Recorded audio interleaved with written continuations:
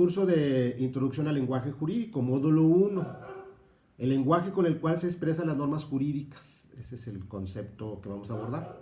El propósito de la materia: esta materia tiene como propósito que los estudiantes que inician sus estudios de licenciatura en Derecho incorporen en sus expresiones el lenguaje jurídico con el cual se explican los conocimientos acerca de los enunciados normativos con los cuales se accede al conocimiento teórico y práctico de la profesión.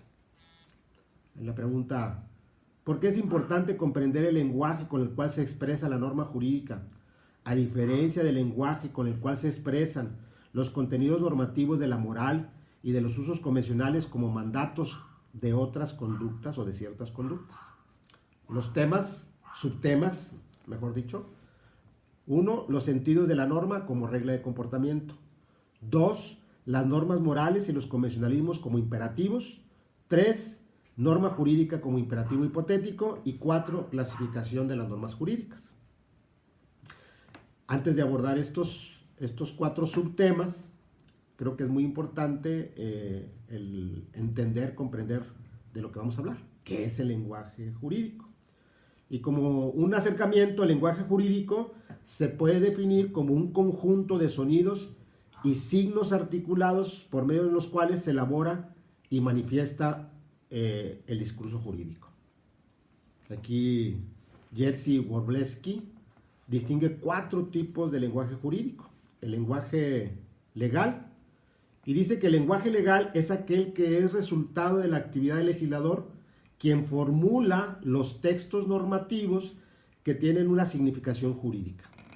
El legislador debe asegurar la comprensión al menos de sus destinatarios, basado fundamentalmente en aquellos signos lingüísticos del lenguaje natural que considere lo bastante precisos para determinar las conductas. Entonces, lo primero es entender el lenguaje natural elevado a un contexto del lenguaje el lenguaje natural con el cual se expresan todos los conceptos o cualquier concepto.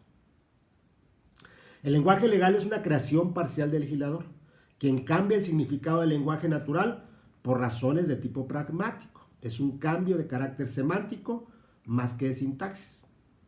Por ejemplo, para cualquier persona el concepto de alimentos sería lo que comes, desayunas, cenas. O sea, en el lenguaje legal, el concepto de alimentos es un concepto más amplio como el vestido, la vivienda, la educación. Entonces, cambia el contexto, cambia la semántica, aunque la sintaxis es exactamente la misma.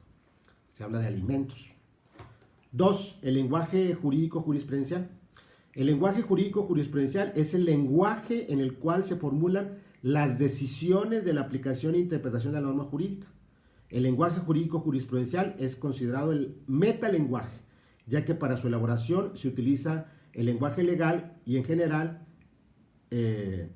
los lenguajes que corresponden a un caso particular.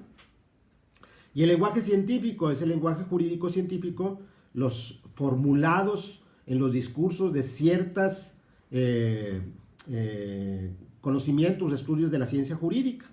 Wróblewski dice que hay muchas ciencias jurídicas y por lo tanto el lenguaje jurídico científico es complicado, en virtud de los problemas relacionados con diferentes concepciones metodológicas, cambios en la regulación jurídica, en las organizaciones de la ciencia, de la educación jurídica, etc.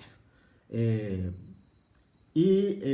este sentido, lo divide en dos tipos de lenguaje: el lenguaje jurídico dogmático, el lenguaje jurídico teórico. Y por último, el lenguaje jurídico común es el lenguaje utilizado por las personas especializadas en el dominio jurídico. Se adapta a las necesidades de la profesión, por ejemplo, que se presenta en los casos. Es utilizado por la sociedad para hablar del derecho, las leyes y su aplicación. Esto es el lenguaje jurídico.